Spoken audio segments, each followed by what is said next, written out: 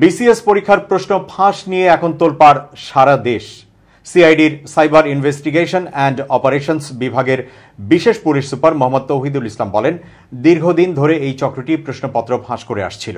তারা বিভিন্ন পেশার হলেও কেউ প্রশ্নপত্র ফাঁস করত, কেউ ক্রেতা সংগ্রহ করত, কেউ ফাঁস হওয়া প্রশ্ন বিক্রি ও সরবরাহ করত এবং টাকা আদায় করত। কার কি দায়িত্ব ছিল তা তদন্ত করে বের করা হচ্ছে।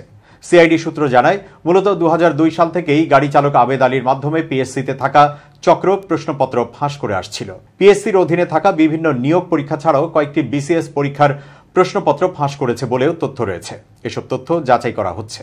সিআইডির একজন কর্মকর্তা বলেন, 22 বছর আগে থেকে আবেদ আলী প্রশ্নপত্র ফাঁস করলেও এখন পিএসসিতে তার সিন্ডিকেটে 2 উপপরিচালক ও 2 সহকারী পরিচালক সহ কয়েকজনের নাম বেরিয়ে এসেছে।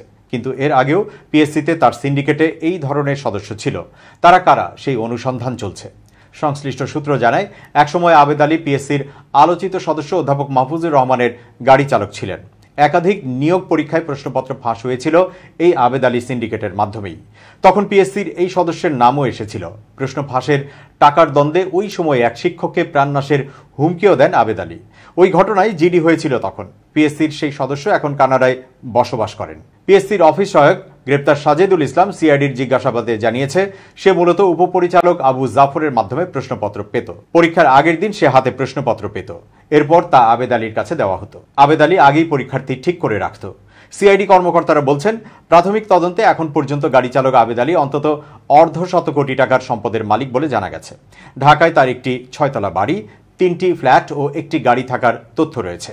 গ্রামের বাড়ি মাদারীপুরের ডাসারে রয়েছে ডুপ্লেক্স ভবন। আবেদ আলীর আরও সম্পদ রয়েছে বলে ধারণা করা হচ্ছে। তার বিরুদ্ধে মানি লন্ডারিং আইনেও মামলা করা হচ্ছে। সূত্র জানায়, আবেদ আলী মিরপুরের পশ্চিম শেওড়াপাড়ায় ওয়াসা রোডে বিসমিল্লা টাওয়ার নামে একটি 9 তলা ভবনের 5ম তলার ফ্ল্যাটে 2 ছেলে, 1 মেয়ে ও স্ত্রী নিয়ে থাকতেন। ভবনটিতে তার অন্তত 5টি ফ্ল্যাট রয়েছে। এছাড়া পাইকপাড়ায় তার একটি 6 তলা বাড়ি রয়েছে। বিভিন্ন ব্যাংকে তার নগদ টাকা গচ্ছিত রয়েছে।